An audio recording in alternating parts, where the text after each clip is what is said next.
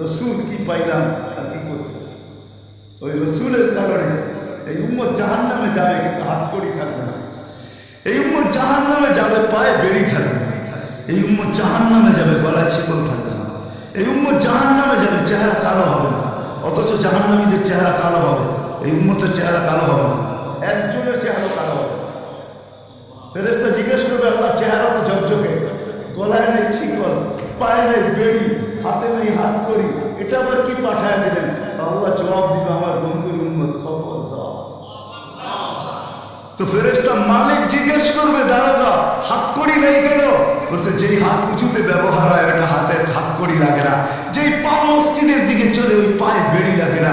যে কপাল আমার কুদরতি পায়ে জীবনে একবারও আমাকে পাওয়ার জন্য ঠেকায়া দিছে, সেজদা করছে, ওই চেহারা কোনোদিন কালো হয় না, গলায় কোনোদিন চিকন লাগে না, 3 জায়গায় আগুন লাগাবে না। খবরদার, চেহারায় হাতে পায়ে, বাকি শরীরে লাগা দাও।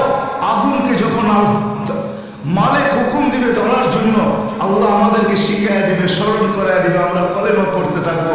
আগুন আসবে আর যাবে, আসবে আর যাবে, ধরবে না। একবার, দুইবার, 3 বার হবে। মালিক কোরা চার্জ করবে, লাঠি চার্জ করবে, ধরিস না কেন?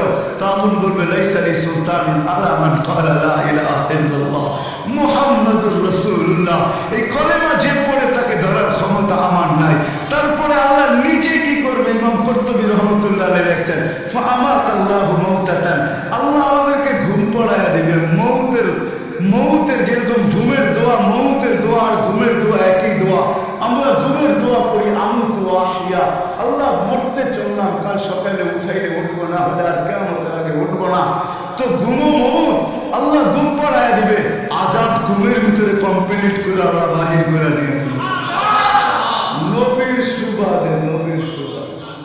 হায় হায়, একটা পর্ব এরকম আসবে, জানি না নারায়ণগঞ্জের মানুষ বুঝবে কি বুঝবে না।